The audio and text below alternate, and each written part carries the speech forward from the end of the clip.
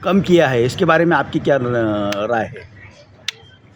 कायदा पूरा बुनियाद कायदे की बदल डाल दी है। 2005 में जो मनरेगा कायदा बना उसमें हर मज़दूर को हक दिया था। वो हक नया जो रामजी कायदा आया है, जी रामजी, उससे ये उसका मूलभूत अधिकार रोजगार का वो छीन लिया गया है। ये हमारा दर्द है। साथ ही साथ केंद्र सरकार ने कहाँ काम निकालना है, कहाँ नहीं निकालना है, ये इसकी पूरी अपने हाथ में, अपने कब्जे में लिया है।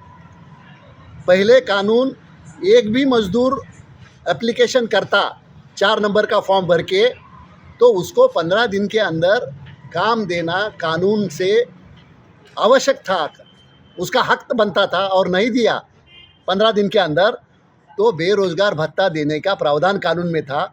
ये सब निकाल दिया है। और साथ ही साथ उसकी पूरी 100% मजदूरी केंद्र सरकार देने का उसमें प्रावधान था पहले, अब उसको 60-40 किया है।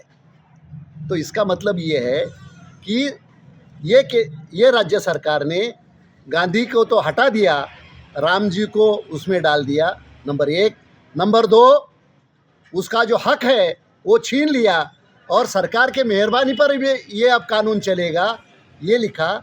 साथ ही साथ मजदूरी 100% मजदूरी केंद्र सरकार जो देना चाहिए, उसमें 60% केंद्र सरकार और 40% राज्य सरकार, ऐसा उन्होंने किया है।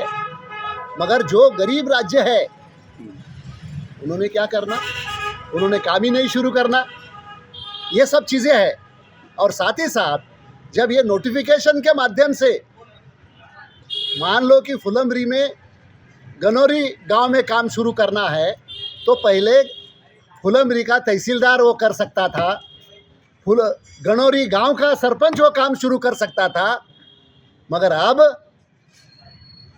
वो गनौरी का रिक्विजिशन जब तक दिल्ली नहीं जाएगा और दिल्ली के नोटिफिकेशन में नहीं जब तक आएगा, तब तक गनौरी का काम शुरू नहीं होने वाला। इसका मतलब पूरी मेहरबानी केंद्र सरकार की है।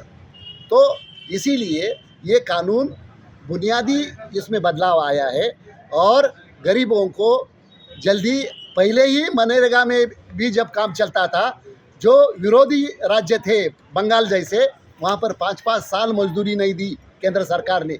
ये आज हमारे सामने है।